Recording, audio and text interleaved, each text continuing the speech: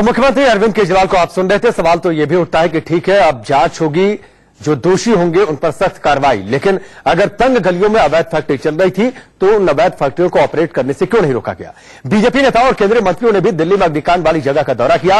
मनोज तिवारी पहुंचे हुए थे, विजय गोयल पहुंचे हुए थे, हरदीप पुरी पहुंचे हुए थे। इन सभी नेताओं ने घटनास्थल का दौरा किया।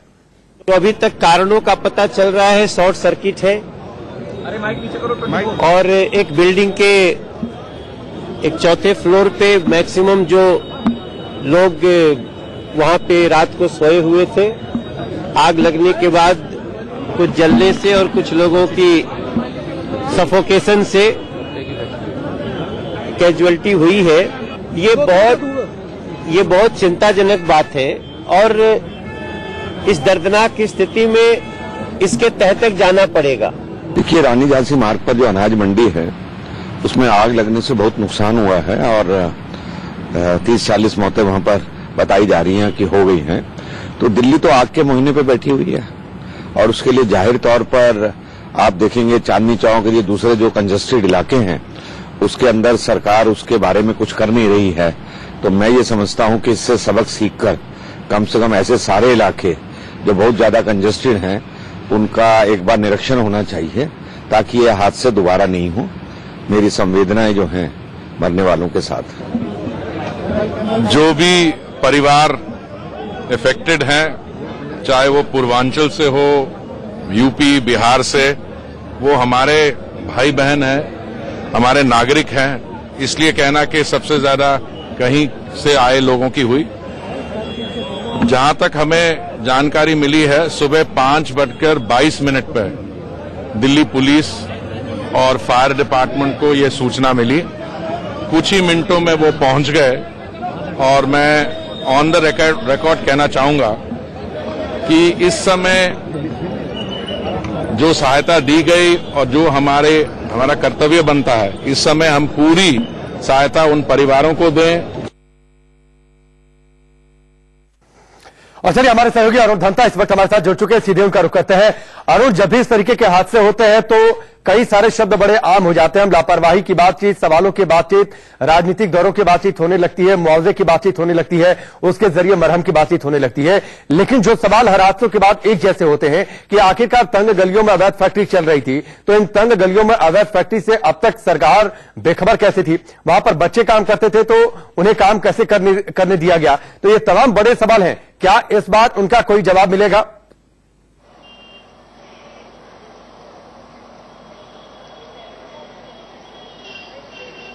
देखिए, इस बार जब यहाँ पे आग लगी है तो बहुत सारी ऐसी चीजें हैं जो सामने आई हैं। सबसे पहले तो ये भी पता चला है कि यहाँ पर सिर्फ जो है वो जो पूरा जो इलाका है ये रेजिडेंशियल इलाका है, यानी कि यहाँ पर ये लोगों के रहने के लिए। लेकिन इसके बावजूद जो है इस इलाके में काफी सारी फैक्ट्रीज ऐसी हैं, अलग अलग चीजें यहाँ पर जो है बनती है और बहुत बड़ी संख्या में जो है वर्कर्स इनमें काम करते हैं। दूसरी चीज, एक अब से कुछ दिन पहले ही यहाँ पर जो है कुछ छोटे बच्चे जो काम करते थे उनको भी किसी एनजीओ ने निकलवाया था, उससे वो भी इन फैक्ट्रीज में काम करते थे। और तीसरी चीज ये भी है कि जिस तरह से यहाँ पर एक कल्चर बन गया, जिन लोगों के यहाँ घर है वो उसको किराए पे दे देते हैं, किसी को बहुत ज्यादा रेंट पर जो यहाँ पे इस तरह के काम करते हैं। इसमें देखिए, ना तो एनओसी दी गई थी, ना किस तरह का लाइसेंस यहाँ पर दिया गया था इस फैक्ट्री को चलाने के लिए। और देखिए, ये यहाँ पर सिर्फ उस बिल्डिंग में नहीं, उसके आसपास जितनी भी बिल्डिंगे हैं, तमाम बिल्डिंगों में जो है इस तरह का कोई ना कोई बड़े लेवल पे काम चलता है। आपको बता दूं कि एक महिला जिससे हमने बात की, जो उसी बिल्डिंग बिल्कुल ग्राउंड फ्लोर पे रहती है, उनका ये कहना था कि इस पूरे सेकंड और थर्ड फ्लोर में, सेकंड फ्लोर से ये आग शुरू हुई थी शॉर्ट सर्किट से शायद, उसके बाद से करीब 300-400 लोग, उनका ये कहना था कि इस बिल्डिंग में रहे होंगे और हमेशा होते हैं इतने लोग इस बिल्डिंग में। और जैसे ही आग लगी उसी समय, सुबह के समय, कुछ लोग जो जिनको एकदम से पता चला वो यहां से निकल गए और जो बाकी लोग कुछ सोए हुए थे और जिनको मौका नहीं लगता है निकलने का, ये वही लोग थे जो उसमें फंसे रहे। अदरवाइज बहुत बड़ी संख्या में उन फैक्ट्रीज में लोग काम करते हैं। उस महिला ने यहां तक कहा कि 300-400 लोग रेगुलर सिर्फ उस बिल्डिंग में काम करते हैं, क्योंकि अलग अलग तरह का काम चलता है। प्लास्टिक का काम वहां पे चलता है, जो बैग बनते हैं कपड़े के उसका भी वहां पे काम चलता है, और भी कई तरह की चीजें जो सिर्फ उस बिल्डिंग में चलती हैं। तो ना सिर्फ उस बिल्डिंग का बल्कि आसपास में जितनी बिल्डिंग्स हैं वहां पे उसी तरह का इलीगल तरीके से जो है वो काम चल रहा है। हालांकि अब देखना यह होगा कि 45 लोग जब मर चुके हैं तो क्या अब सरकारें जागती हैं, क्या प्रशासन जागता है, जो जरूरत है यहाँ पर वो चीजें क्या अरुण ये एक सिलसिला सा है, अरुण एक सिलसिला सा है और प्रशासन को तो बहुत पहले जग जाना चाहिए था, क्योंकि पिछले 4 सालों की अगर बातचीत करें तो दिल्ली में सिर्फ आग से मौतों का आंकड़ा 1143 के आसपास का है। यह आंकड़ा कोई छोटा नहीं है। अगर किसी देश की राजधानी में इस तरीके के हादसे होते हैं और आग से मरने वालों की तादाद 1000 के ऊपर पहुंच जाए, करीब करीब 1200 के आसपास पहुंच जाए, तो ये पूरी व्यवस्था पर सवाल जरूर खड़े करती है। मैं आपके पास लौट कर आता हूं अरुण, और इस पर हम बातचीत भी करेंगे, लेकिन हमारे सहयोगी दिल्ली के बीजेपी अध्यक्ष और सांसद मनोज तिवारी से उन्होंने बातचीत की, सुनिए। मनोज जी, किस तरह की दर्दनाक घटना थी, 43 लोगों की मौत। आप तो पूरे मंजर का खुद मुआयना करके आए, एक एक चीज देख करके आए, क्या कहेंगे सर? बहुत ही दिल को दहलाने वाला दुर्घटना हुआ आज, और वैसे तो हम इसको दुर्घटना ही कह रहे हैं। उच्च स्तरीय जांच हो रही है, शुरू हो गई है। हम भी एक फैक्ट फाइंडिंग कमेटी का भी निर्माण कर रहे हैं। 3 दिन के अंदर उसकी रिपोर्ट लेंगे और इस पे बड़ी उच्च स्तरीय जांच सरकार को करानी चाहिए, और जो भी दोषी हो उसको कड़ी से कड़ी सजा होनी चाहिए। 43 लोग सोए चले गए, बाकी लोग अस्पताल में संघर्ष कर रहे हैं जीवन मौत से।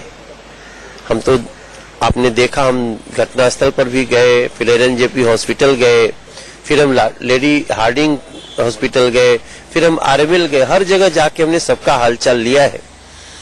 जो लड़का यहाँ आरएमएल में है वो लगा कि खतरे से बाहर है अब, और जो एलएनजेपी में मिले उनमें कुछ की स्थिति थोड़ी दयनीय है, बट मालिक उनको बचाए। हमने उनसे ये भी पता किया कुछ स्पेशल असिस्टेंस की जरूरत, डॉक्टर्स ने बोला नहीं, हम इसको कंट्रोल कर लेंगे, कर रहे हैं। लेकिन देखो ना, जैसे ऐसा लगता है कि ऐसी घटनाएं देखते देखते हमको कितना, अभी बवाना के वो जलते हुए, आग में जलते हुए लोग अभी याद ही हैं हमें। वो करोल बाग के होटल में जल के मरे लोग याद ही हैं हमें, तब तक ये घटना हो गई। और सरकार कैसी संवेदनहीन हो गई है। मैं इसके लिए बड़ी दुखी हूं कि एलएनजेपी हॉस्पिटल से निकलने के साथ ही और किसी हॉस्पिटल नहीं गए मुख्यमंत्री जी, और वो जाकर के बधाई तिवारपुर कर रहे हैं। कहां से हृदय लाते हो ऐसा, जो इतनी संवेदना शून्य हो जाता है। सर, मुख्यमंत्री अरविंद केजरीवाल को इतना समय लग गया घटनास्थल पर जाने के लिए, लंबा समय लगा। बहुत दुखद है, बहुत दुखद है। सरकार इस तरह से लोगों को जल जल के मरते हुए देखने के लिए नहीं होती है। उच्च स्तरीय जांच की रिपोर्ट आ जाए फिर हम बात करेंगे, लेकिन ये घटना बहुत बहुत बहुत ही दुखद है।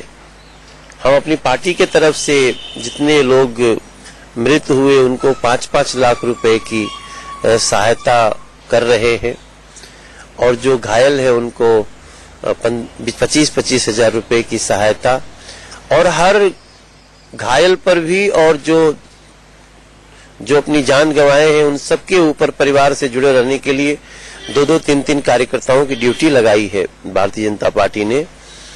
और मैं दिल्ली सरकार से प्रार्थना करूंगा कि इन लोगों को हम जब एक राजनीतिक पार्टी के तरफ से 5-5 लाख रुपया दे सकते हैं, तो दिल्ली सरकार को कम से कम 1 करोड़ रुपया देना चाहिए एक परिवार को। आपको लगता नहीं कि यहाँ पर जिस तरीके से मेजर लेने की आवश्यकता थी वो पूरी तरह से नहीं लिए गए? पहाड़गंज में भी इस तरह की घटना घटित हुई थी, लेकिन अभी भी कई जगहों पर लाइटों की वही स्थिति है, बिजली के तार चाहे जहाँ टंगे हुए हैं, कहीं भी शॉर्ट सर्किट हो सकता है। जब हम लोग गलियों में गए थे तो जैसे ही ऊपर नजर गई तो हम डर के हम लोग 3-4 कदम पीछे हो गए। वो जो तार हैं जिस प्रकार से, ओहो, ऐसे तार नहीं, वो मौत के तार दिखते हैं। कैसे नहीं शॉर्ट सर्किट होगा? देश की राजधानी दिल्ली में बिजली की ऐसी व्यवस्था, ये एक्सेप्टेबल नहीं है। मनोज तिवारी को आप सुन रहे थे। कांग्रेस नेता जयप्रकाश अग्रवाल भी घटनास्थल पर पहुंचे, उनका क्या कुछ कहना है ये भी आपको सुनवाते हैं।